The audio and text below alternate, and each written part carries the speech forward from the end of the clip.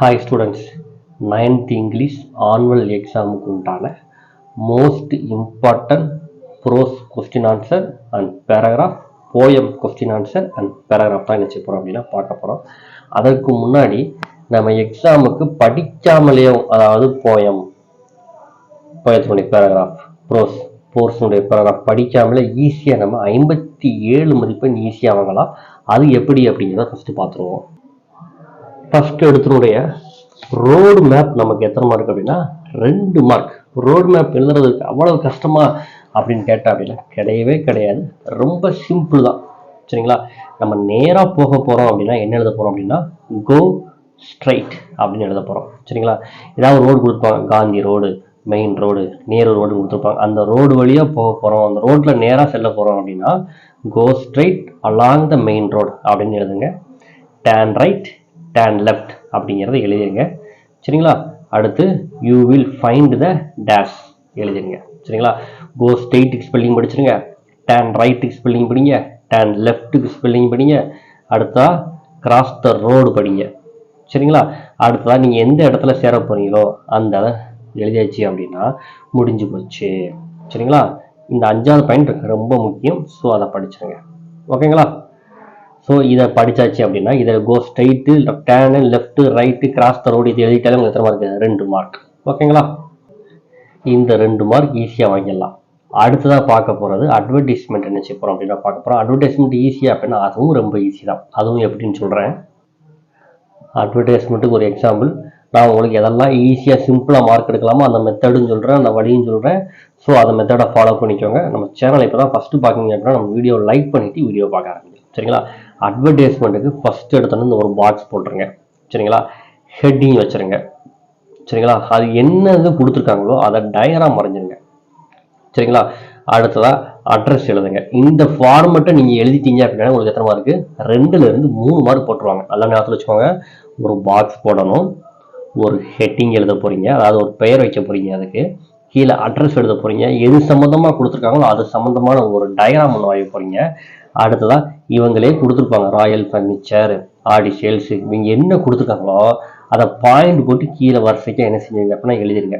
இந்த general format எழுதிட்டீங்க அப்படின்னால 5 மார்க்குக்கு நீங்கள் எப்படி எழுதினாலும் உங்களுக்கு 3 மார்க் போட்டாகணும். இந்த மெத்தடில் எழுதினீங்கன்னா கரெக்டாக எழுதிட்டீங்கன்னா 5க்கு 5 படிக்கவே வேண்டாம், ஈஸியாக என்ன செஞ்சிடலாம், எழுதிடலாம். இந்த ஹைலைட்னு போட்டிருக்காங்களா, இந்த மாதிரி இந்த கொடுத்துருக்கிற பாயிண்டை எழுதிருங்க. அவ்வளோதான், சிம்பிள். அங்கே ஒரு 2 இங்கே ஒரு 5 7 மார்க் ஆகிப்போச்சா? இந்த 7 மார்க்குக்கு ஏதாவது படிக்க வேண்டியிருக்கா அப்படின்னா கிடையாது. அடுத்தா பார்த்தீங்கன்னா letter writing 5 mark. Sir letter ரைட்டிங்கே தெரியாது சார், தெரியவே வேண்டாம். அதோட ஜென்ரல் ஃபார்மெட் எழுதிட்டீங்க அப்படின்னாலே 5 மார்க்குக்கு உங்களுக்கு 2லேருந்து 3 மார்க் போட்டுருவாங்க. ஸோ ஃபஸ்ட்டு ஜென்ரல் ஃபார்மெட்டை தெரிஞ்சு வச்சுக்கோங்க.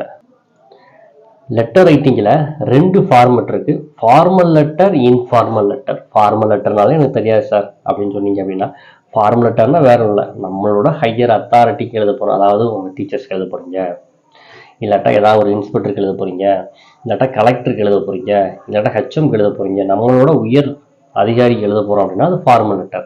நம்ம ஃப்ரெண்ட்ஸுக்கு, நம்ம பேரண்ட்ஸுக்கு, நம்ம ஆன்ட்டிக்கு, நம்ம அங்கிளுக்கு எழுத போகிறோம் அப்படின்னா அது இன்ஃபார்மல் லெட்டர். இப்போ ஃபார்மல் லெட்டர்னா ஃப்ரம் எழுதுங்க.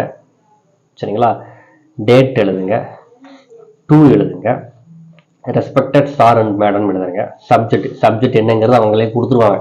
சரிங்களா, சப்ஜெக்ட் எழுதுங்க. இந்த நடுவில் உள்ளதை உங்களுக்கு கொஸ்டின்லேருந்தே நீங்கள் தாராளமாக என்ன செஞ்சுக்கலாம் அப்போ நான் எடுத்து எழுதிக்கலாம்.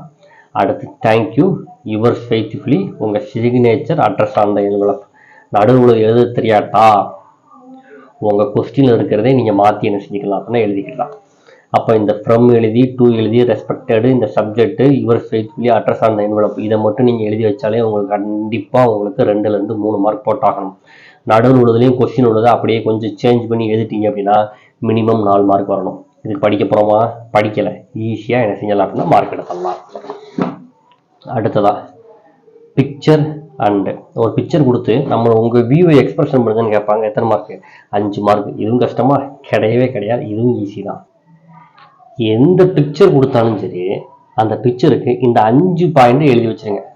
சரிங்களா, ஸோ ஃபஸ்ட் நினச்சிக்கிறோம் அந்த பிக்சர் வந்து ஹாப்பியாக இருக்கா சேடாக இருக்கான்னு எழுத போகிறோம். அடுத்து this picture is clearly expressed in the subject. This picture is about எதை பற்றி சொல்லியிருக்கேன்? நேச்சுரல் பற்றி சொல்லியிருக்கா, இல்லாட்டா சில்ட்ரன் பற்றி சொல்லியிருக்கா, இல்லை உமனை பற்றி சொல்லியிருக்கா, எதை பற்றி சொல்லியிருக்கோ அதை எழுதணும். அடுத்து ஐ சி டேஷ் இந்த பிக்சர், அந்த பிக்சர் எதை பார்த்துருக்கீங்களோ அதை எழுத போறீங்க. This picture is so about ஹாப்பியா சேட், எனக்கு என்ன உங்களுக்கு என்ன வருதோ எழுதி வச்சுக்கோங்க. சரியா? இந்த 5 பாயிண்ட்டை ஸோ எழுதி வச்சுக்கோங்க. இதை படிச்சிட்டீங்க அப்படின்னாலே மினிமம் 2லேருந்து 3 மார்க். கரெக்டாக எழுதிட்டீங்க அப்படின்னா 5 மார்க். இது படிக்க கஷ்டப்படணுமா? கிடையவே கிடையாது, ஈஸியாக படிச்சிடலாம். அடுத்ததா 5வது பார்த்தீங்க அப்படின்னா நோட் மேக்கிங். நோட் மேக்கிங் எத்தனை மார்க்கு? 5 மார்க். நோட் மேக்கிங்னா பெருசாக ஒன்றும் இல்லை, ஒரு பெருசாக ஒரு பேராகிராஃப் கொடுத்துருப்பாங்க. சரிங்களா? அந்த 3 பேராகிராஃபாக இருக்கிறத சிம்பிளாக சொல்லணும்னா வாசி பார்த்து அண்டர்ஸ்டாண்ட் பண்ணி 3ல் ஒரு பேராகிராஃபை சுருக்கி எழுதணும். எனக்கு அதெல்லாம் தெரியாது சார் அப்படின்னா இந்த 3ல் இதில் ஒரு 2 லைன் எழுதுங்க, இதில் ஒரு லைன் எழுதுங்க, இதில் ஒரு லைன் எழுதுங்க. அப்போ ஒரு பேராகிராஃப் ஆயிருமா? வாசித்து பார்த்து கரெக்டாக தான் எழுதணும். எழுத தெரியாதவங்களுக்கு நான் சொல்கிறேன். சரிங்களா? ஸோ ரஃப் டிராஃப்ட் எழுதுங்க. சரியா? ரஃப் டிராஃப்ட் எழுதுனதுக்கப்புறம் ரஃப் டிராஃப்ட் எழுதும்போது அதை ரஃப் காப்பின்னு சொல்லுவோம். ரஃப் காப்பி எழுதும்போது அடித்தல் திருத்தலோடு எழுதிக்கலாம். சரிங்களா? ஸோ அடுத்து ஃபேர் காப்பி எழுதும்போது எந்த விதமான அடித்தல் திருத்தல் எதுவுமே இருக்கக்கூடாது. சரிங்களா? எழுதாமல் என்ன செஞ்சுக்கணும் அப்படின்னா எழுதிக்கணும். சரிங்களா? எழுதுனதுக்கப்புறமா டோட்டல் வேர்ட்ஸ் எவ்வளவு இருந்துச்சு, இப்போ நம்ம எவ்வளோ சுருக்கியிருக்கோம் அப்படிங்கிறது என்ன செஞ்சுருங்க அப்படின்னா எழுதிருங்க. இதை நீங்கள் கரெக்டாக எழுதிட்டீங்க அப்படின்னாலும் இந்த மெத்தட் நீங்கள் கரெக்டாக எழுதணும். ஹெட்டிங் எழுதிருங்க, ரஃப் டிராஃப்ட், ஃபேர் டிராஃப்ட். இதை நீங்கள் கரெக்டாக எழுதிட்டீங்களா மெத்தடுக்கே 3 மார்க் உண்டு. 5 மார்க்கு பதிலாக எத்தனை மார்க் கிடைக்கும்? 3 மார்க் கிடைக்கும். இதை படிக்கணுமா? படிக்கணுங்க அவசியமே இல்லை. ஈஸியாக என்ன செஞ்சிடலாம்? 3 மார்க் எடுத்துடலாம். அடுத்ததா எரர் ஸ்பாட்டு, நான் உங்களுக்கு தனியாக ஒரு வீடியோ போடுறேன், அதை பார்த்தீங்கன்னா ஈஸியாக என்ன செஞ்சிடலாம்? 5 மார்க் எடுத்துடலாம். அடுத்த டெவலப்பிங் ஹிண்ட்ஸு, அதாவது உங்களுக்கு ஒரு சின்ன ஒரு பேராகிராஃப் இருக்குது, கோடு கோடாக கொடுத்துருப்பாங்க. அந்த ஒரு இதை நம்ம 3 பேராகிராஃப் எழுதணும். அந்த மெத்தட் எழுதிட்டீங்கன்னா 4 மார்க் கிடைச்சிடும். ரீட் த பேராகிராஃப், அதாவது ஒரு பேராகிராஃப் கொடுத்துருப்பாங்க, அந்த பேராகிராஃபை வாசிக்க போகிறோம். அதுக்கு கீழே 4 கொஸ்டின் இருக்கும். அந்த 4 கொஸ்டினுக்கு ஆன்சர் பண்ண போகிறோம். ஆன்சர் பண்ணிங்கன்னா 8 மார்க். 1 வேர்டு. இதை மட்டும் கரெக்டாக எழுதிட்டீங்கன்னா எத்தனை மார்க்கு? 57 மார்க் எடுத்துடலாம். ஃபஸ்ட்டு இதை படித்து முடிச்சிருங்க. அடுத்ததாக இப்போ நம்ம குறிச்சிடக்கூடிய இம்பார்ட்டன்ட் கொஸ்டின்ஸ் அண்ட் பேராகிராஃபை படிக்கலாம். வாங்க இப்போ ஃபர்ஸ்ட் யூனிட்டுக்கு உண்டான இம்பார்ட்டன்ட் கொஸ்டின் அண்ட் பேராகிராஃப் பார்க்கலாம். யூனிட் 1ல் இருக்கக்கூடிய இம்பார்ட்டன்ட் கொஸ்டின் பார்க்கலாம். பேஜ் நம்பர் 1ல் ஃபர்ஸ்ட் கொஸ்டின். அடுத்ததா அப்படியே பேஜ் நம்பர் 2 வந்தீங்க அப்படின்னா இந்த செகண்ட் கொஸ்டின். அப்படியே பேஜ் நம்பர் கீழே இந்த கொஸ்டினை மார்க் பண்ணிக்கோங்க. அப்படியே பேஜ் நம்பர் 3 வாங்க, இந்த கொஸ்டின். அப்படியே வந்தீங்க அப்படின்னா பேஜ் நம்பர் 4ல் இந்த அடுத்த இந்த கொஸ்டின். அப்படியே 5ஆம் நம்பர் பக்கம் எண் 5 வந்தீங்க அப்படின்னா உங்களுக்கு 5ஆம் பக்கத்தில் இருக்கக்கூடிய புக்கில் இருக்கக்கூடிய கொஸ்டின்ஸ் எதெல்லாம் முக்கியம் பார்த்தீங்க அப்படின்னா 1, 2, 4, 5, 6, 7 இதெல்லாம் முக்கியமான கேள்விகள். தென் பேராகிராஃப்னு பார்த்தீங்க அப்படின்னா ஃபஸ்ட்டு 2 பேராகிராஃப், ஃபஸ்ட்டு 2மே என்னதான் அப்படின்னா முக்கியம்தான். அடுத்த வொக்காபுலரிஸ் பார்த்தீங்க அப்படின்னா அதில் உங்களுக்கு மேக்ஸிமம் புக் பேக்கில் இருக்கக்கூடிய கொஸ்டின் தான் என்ன செய்ய போகிறாங்க அப்படின்னா கேட்க போகிறாங்க. ஸோ புக் பேக்கில் இருக்கக்கூடிய ஸ்டானிமஸ் அண்ட் ஆர்டரிமஸ் சென்சிட்டிவ் அப்படின்னா நல்லா படிச்சுக்கோங்க. அடுத்ததான் ஹோமோஃபோன்ஸ். சரிங்களா? அவங்க புக் பேக்கில் இருக்கக்கூடிய ஹோமோஃபோன்ஸ் ஒன் டைம் படிச்சுக்கோங்க. ப்ரிஃபிக்ஸ் சஃபிக்ஸ் ஒன் டைம் என்ன செஞ்சுக்கோங்க அப்படின்னா வாட்ச் விட்டுக்கோங்க. அடுத்ததா ரொம்ப முக்கியமானதுன்னு பார்த்தீங்க அப்படின்னா பக்கம் எண் 14ஆம் பக்கத்தில் இந்த ப்ரிப்போசிஷன். சரிங்களா? Choose the most appropriate preposition இருக்கா, இது வந்து எக்ஸாமில் உங்களுக்கு 2 டைம்ஸ் கேட்டிருக்காங்க. புக் பேக் தான் கேட்க போகிறாங்க. ஸோ புக் பேக்கில் இருக்கக்கூடிய ப்ரிப்போசிஷன் நல்லா தெளிவாக பார்த்துக்கோங்க. அடுத்ததாக போயம் பார்த்தீங்க அப்படின்னா உங்களுக்கு போயத்தில் ஃபஸ்ட்டு போயம் வந்து மெமரி போயம். ஸோ மெமரி போயத்தில் இருக்கக்கூடிய முதல் 2 பேராகிராஃபை நல்லா என்ன செஞ்சுக்கோங்க அப்படின்னா படிச்சுக்கோங்க. தென் அடுத்ததான் மெமரி போயத்தில் இருக்கக்கூடிய கொஸ்டின் ஆன்சரில் எதெல்லாம் ரொம்ப முக்கியமானது அப்படின்னு பார்த்தீங்க அப்படின்னா இந்த செகண்ட் ஒன், தேர்ட் ஒன், அடுத்ததான் ஃபோர்த் ஒன். இதெல்லாம் ரொம்ப ரொம்ப ரொம்ப ரொம்ப ரொம்ப முக்கியமான ஒன்று. அடுத்ததாக சப்ளிமெண்ட் லீடர்னு பார்த்தீங்க அப்படின்னா உங்களுக்கு நீங்கள் இந்த கதையை ஸ்டோரியை ஒன் டைம் நல்லா தெரிஞ்சு வச்சுக்கோங்க. அடுத்த அந்த கேரக்டர் ஸ்பீக்கர் ஒன் டைம் என்ன செஞ்சுக்கோங்க அப்படின்னா பார்த்துக்கோங்க. அடுத்ததாக பார்த்தீங்க அப்படின்னா ப்ரோஸ் 2 பேஜ் நம்பர் 29ல் இருக்கக்கூடிய கேள்விகள் பார்த்தோம் அப்படின்னா இந்த 2 கேள்விகளுமே அவங்களுக்கு என்ன கேள்விகள் தான் அப்படின்னா மிக முக்கியமான ஒரு கேள்விகள் தான். அடுத்ததாக பக்கம் எண் 31ல் இந்த ஃபஸ்ட்டு கொஸ்டினும் செகண்ட் கொஸ்டினும் இம்பார்ட்டன்ட் கொஸ்டின். தென் பார்த்தீங்க அப்படின்னா 33வது பக்கத்தில் புக் பேக்கில் இருக்கக்கூடிய கொஸ்டின் ஆன்சர் எதெல்லாம் முக்கியமானது பார்த்தீங்க அப்படின்னா 1, 3, 4, 6. தென் வழக்கம் போல் உங்களுக்கு சொல்லியிருக்கேன், உங்களுக்கு புக்குக்கு பின்னாடி இருக்கக்கூடிய எக்ஸசைஸில் இருந்தால் கிராமரோ இல்லை எந்த பார்ட்டோ ஒன்வேர்ட் பார்ட்டோ என்ன செய்ய போகிறாங்க அப்படின்னா கேட்க போகிறாங்க. ஸோ புக்குக்கு பின்னாடி இருக்கக்கூடிய ஒன்வேர்ட்ஸை ஒன் டைம் என்ன செஞ்சுக்கோங்க, அப்போ நல்லா தெளிவாக என்ன செஞ்சுக்கோங்க அப்படின்னா பார்த்துக்கோங்க.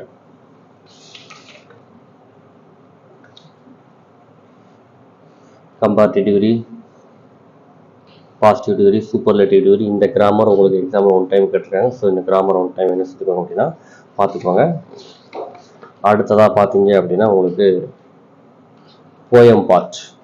போயம் பார்ட்டை பொறுத்தளவுக்கு உங்களுக்கு போயத்தில் இருக்கக்கூடிய ஃபிகர் ஆஃப் ஸ்பீச் கண்டிப்பாக தெரியணும், ரைமிங் வேர்டு பார்க்க தெரியணும், ரைமிங் ஸ்கீம் பார்க்க தெரியணும், அலிட்ரேஷன்னா என்னென்னு நினைச்சிச்சுன்னு அப்படின்னா உங்களுக்கு பார்க்க தெரியணும். இந்த பேசிக் இது எல்லாத்துக்குமே உங்களுக்கு தெரிஞ்சுக்கணும். இப்படி தெரிஞ்சிச்சு அப்படின்னா கண்டிப்பாக நம்ம என்ன செஞ்சலாம் அப்படின்னா மார்க் ஸ்கோர் பண்ணிடலாம். அடுத்த இதில் இருக்கக்கூடிய இம்பார்ட்டன்ட் கொஸ்டின் பார்த்தீங்க அப்படின்னா தேர்ட் ஒன், அடுத்ததான் ஃபோர்த் ஒன், பேஜ் நம்பர் 41 இருக்கக்கூடிய கொஸ்டினில் ஃபஸ்ட்டு கொஸ்டின் இந்த கேட்டிருக்காங்களா, rhyming words, rhyming scheme, figure of speech. இது எல்லா போயத்துக்கும் என்ன செஞ்சுக்கோங்க அப்படின்னா பார்த்து வச்சுக்கோங்க. போயம் பேராகிராஃப் பொறுத்தளவுக்கு இந்த போயத்தினுடைய பேராகிராஃப் ஃபஸ்ட்டு இது தேர்ட் இது ரொம்ப ரொம்ப முக்கியமான ஒரு பேராகிராஃப். சரிங்களா? அடுத்த வழக்கம் போல் எங்கே வந்தாச்சு அப்படின்னா யூனிட் 2 வந்தாச்சு. யூனிட் 2 கூட சப்ளிமெண்ட் இருக்கக்கூடிய ஸ்டோரி நல்லா என்ன செஞ்சுக்கோங்க அப்படின்னா தெரிஞ்சு வச்சுக்கோங்க. சரிங்களா? தென் வந்தாச்சு அப்படின்னா யூனிட் 3 ஓல்டு மேன் ரிவர். இந்த பாடத்துக்கு உண்டான இம்பார்ட்டன்ட் கொஸ்டின்ஸ் என்ன செய்யலாம் அப்படின்னா பார்க்கலாம். பேஜ் நம்பர் 60 எடுத்துக்கோங்க. 60 இருக்கக்கூடிய கொஸ்டினில் first question, second question, fourth question, fifth question, seventh question, 9th question. சரிங்களா? அடுத்ததா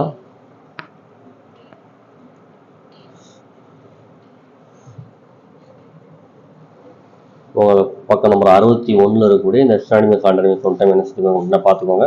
ஏன்னா எக்ஸாம்பிள் இதில் வந்து ஒரு 2 இது எக்ஸாம்பிள் இதுக்கு முன்னாடி என்ன செஞ்சுருக்காங்க அப்படின்னா கேட்டிருக்காங்க. ஸோ அதை தரவாக என்ன செஞ்சுக்கோங்க அப்படின்னா பார்த்துக்கோங்க.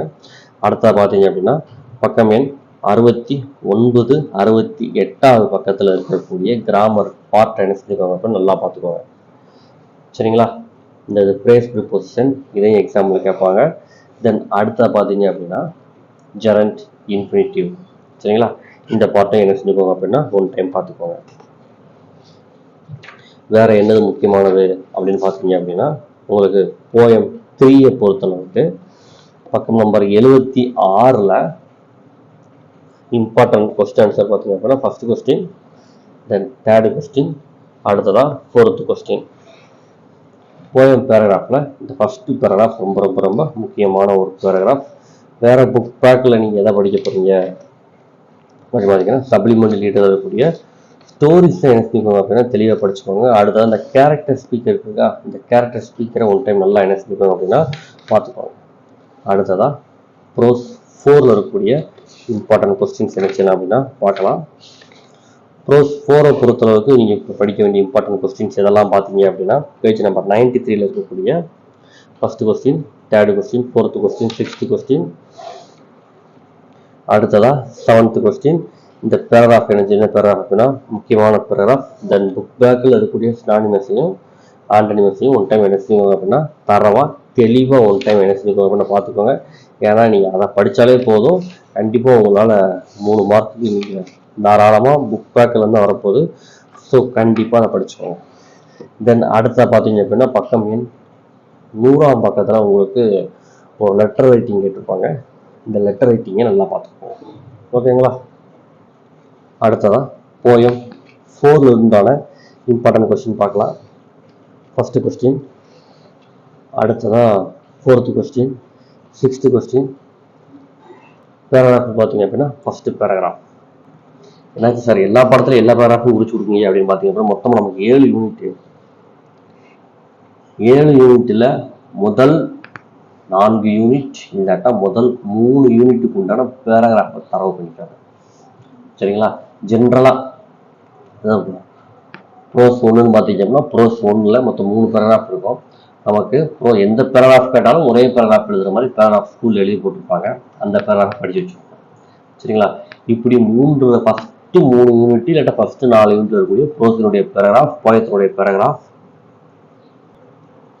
அடுத்ததா சப்ளிமெண்ட்ல இருக்கக்கூடிய ஒரு ஸ்டோரி. இதை நீங்க கண்டிப்பா என்ன செஞ்சுக்கணும், தெரிஞ்சு வச்சுக்கணும். இந்த ஃபர்ஸ்ட் 4 இதை படிச்சீங்க அப்படின்னா மற்ற பாடத்துக்கு உண்டான பேராகிராஃப் படிக்கணும் என்ன இல்லை அப்படின்னு நமக்கு அவசியம் இல்லை. ஓகேங்களா? அடுத்ததா சப்ளிமெண்ட் ரீடர் 4 இருக்கக்கூடிய, அதாவது உங்களுக்கு ஒரு சென்டென்ஸ் கொடுத்துருப்பாங்க. அந்த சென்டென்ஸ் ஸ்டோரி படி ரீஅரேஞ்ச் பண்ண சொல்லியிருப்பாங்க. சரிங்களா? இது உங்களுக்கு சப்ளிமெண்ட் 4ல இருக்கு. பேஜ் நம்பர் 113 பக்கத்துல உங்களுக்கு இருக்கு. சரிங்களா? இந்த கொஸ்டின் எக்ஸாம்ல 1 டைம் என்ன செஞ்சிருக்காங்க அப்படின்னா கேட்டிருக்காங்க. ஸோ இது கொஞ்சம் அதிக ப்ரியாரிட்டி கொடுத்து என்ன செய்யும் அப்படின்னா பாருங்க.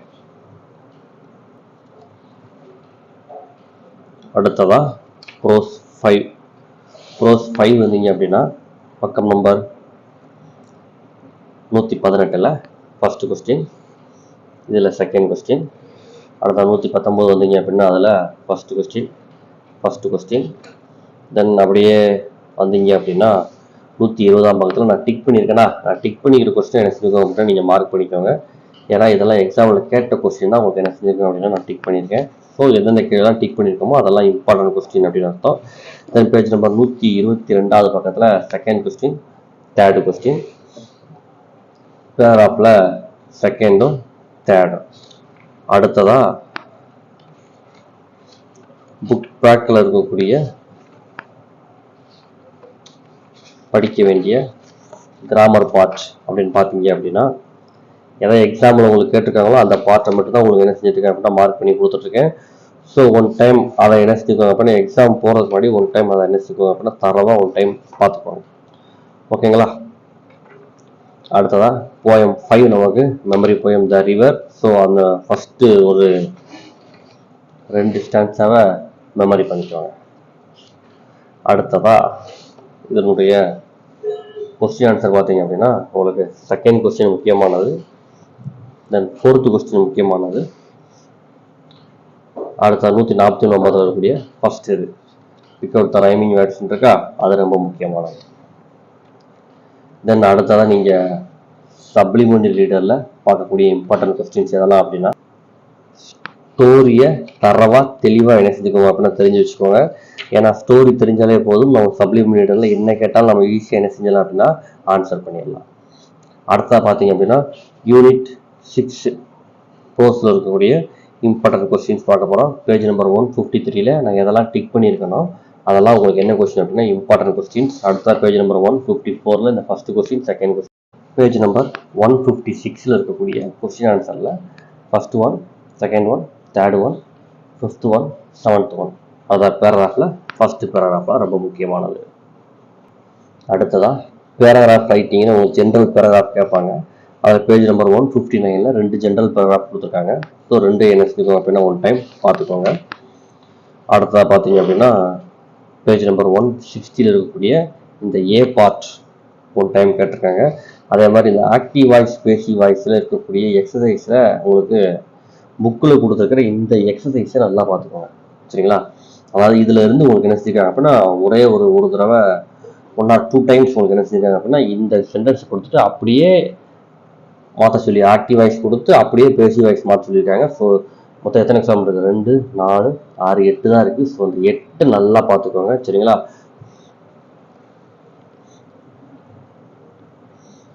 இந்த கரெக்டான பேசிவ் வேர்ட் பிக் பண்ணுறதை என்ன செஞ்சுக்கோங்க அப்படின்னா 1 டைம் பார்த்துக்கோங்க. அடுத்ததா இந்த ஆக்டிவ் வாய்ஸ், பேசிவ் வாய்ஸையும் 1 டைம் என்ன செஞ்சுக்கோங்க அப்படின்னா செஞ்சு பார்த்துக்கோங்க. அடுத்ததா பக்கம் நம்பர் 163ல இருக்கக்கூடிய இந்த கிராமர் பார்ட்டையும் 1 டைம் பார்த்துக்கோங்க. இந்த கிராமர் பார்ட் பார்த்தாலே போதும், உங்களுக்கு ஆக்டிவ் வாய்ஸ், பேசிவ் வாய்ஸ்லேருந்து மேக்ஸிமம் புக் பேக்கில் உள்ளதான் என்ன செய்வாங்க அப்படின்னா கேட்பாங்க. ஸோ அதை பார்த்தாலே உங்களுக்கு என்ன செய்யணும் அப்படின்னா ஒரு 2 மார்க் உங்களுக்கு கன்ஃபார்ம் நான் வச்சுக்கோங்க. அடுத்ததா போயம் 6 மெமரி போய் தான். ஸோ மெமரி போயத்துக்கு உண்டான ஃபர்ஸ்ட் இதை என்ன செஞ்சீங்க அப்படின்னா தரவா படிச்சிருங்க.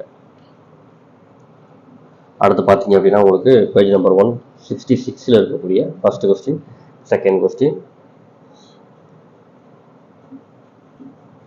இம்பார்ட்டன்ட் கொஸ்டின், அப்படியே வந்தீங்க அப்படின்னா பேஜ் நம்பர் 167 இருக்கக்கூடிய இந்த ஃபர்ஸ்ட் இதை மார்க் பண்ணிக்கோங்க. ரைமிங் வேர்ட் ரைமிங் ஸ்கீம் கேட்டிருக்காங்களா? அடுத்ததா யூனிட் 6ல் இருக்கக்கூடிய சப்ளிமெண்ட் லீடர் பார்ட்டில் பேஜ் நம்பர் 174 இருக்கக்கூடிய கேரக்டர் ஐடென்டி ஸ்பீக் இருக்கும். இதை ஒன் டைம் என்ன செஞ்சுக்கோங்க அப்படின்னா பார்த்துக்கோங்க. அடுத்ததா ப்ரோஸ் 7ல் உண்டான இம்பார்ட்டன்ட் கொஸ்டின் பார்க்கலாம். பேஜ் நம்பர் 178 இருக்கக்கூடிய நான் டிக் பண்ணியிருக்கக்கூடிய கொஸ்டின்ஸ் என்ன செய்வோம் அப்படின்னா டிக் பண்ணி வச்சுக்கோங்க. அதெல்லாம் உங்களுக்கு எக்ஸாமில் கேட்ட முக்கியமான கேள்விகள் தான். இதே மாதிரி தமிழுக்கும் இம்பார்ட்டன்ட் கொஸ்டின்ஸ் அப்லோட் பண்ணியிருக்கோம். மேத்ஸ் சயின்ஸ் சோசியல் எல்லாத்துக்கும் இம்பார்ட்டன்ட் கொஸ்டின்ஸ் அப்லோட் பண்ணியிருக்கோம். அதை பார்க்கணும்னு நினச்சிங்க அப்படின்னா டிஸ்கிரிப்ஷன் பாக்ஸில் லிங்க் இருக்கும், அதில் போய் பார்த்துக்கலாம். பேஜ் நம்பர் 180 இருக்கக்கூடிய இம்பார்ட்டன்ட் கொஸ்டின்ஸ் எதெல்லாம் அப்படின்னா 1, 4, 6, 7. அடுத்ததா பேஜ் நம்பர் 180 இருக்கக்கூடிய உங்கள் புக் பேக்கில் அண்டர்னிமேஸ் ஒன் டைம் பார்த்துக்கோங்க. தென் வேறு என்ன பார்க்க வேண்டியிருக்குன்னு பார்த்தீங்க அப்படின்னா எக்ஸசைஸில் பேஜ் நம்பர் 184 இருக்கக்கூடிய இந்த பார்ட்டை ஒன் டைம், இந்த கிராமர் பார்ட்டை என்ன செஞ்சுக்கோங்க அப்படின்னா ஒன் டைம் பார்த்துக்கோங்க. அதில் அந்த டைரக்ட் ஸ்பீச் இன்டைரக்ட் ஸ்பீச் கொடுத்துருக்காங்க சரிங்களா? அதையும் உங்கள் புக் பேக்கில் இருக்கக்கூடிய எக்ஸசைஸை இதை பார்த்துக்கோங்க சரிங்களா? புக் பேக்கில் இந்த எக்ஸசைஸில் தான் என்ன செய்ய போகிறாங்க அப்படின்னா direct speech indirect speech example கேட்க போகிறாங்க. ஸோ புக் பேக்கில் இருக்கக்கூடிய எக்ஸசைஸை தரவு பண்ணிடுங்க சரிங்களா? மெயின் பாயிண்ட் அதான். அடுத்ததாக பாயிண்டில் இருக்கக்கூடிய கொஸ்டின் ஆன்சர் இதெல்லாம் பார்த்தீங்க அப்படின்னா first one, then second one, அடுத்ததாக ஃபிஃப்த் ஒன்று தரவு பண்ணிடுங்க. அடுத்ததாக வழக்கம் போல் உங்களுக்கு தெரியும் சப்ளிமெண்ட் லீடர் இருக்கும். ஒரு ஒன் டைம் தெளிவாக எதை படிச்சுக்கோங்க அப்படின்னா identify the characters one time படிச்சுக்கோங்க. பேஜ் நம்பர் 201 இருக்குது ஓகேங்களா? இதை ஒன் டைம் நீங்கள் தரவு பண்ணிட்டாலே போதும், கண்டிப்பாக எக்ஸாமில் ஃபுல் மார்க் நம்ம தாராளமாக எடுக்கலாம். தேங்க்யூ ஃபார் வாட்சிங் ஸ்டூடெண்ட்ஸ்.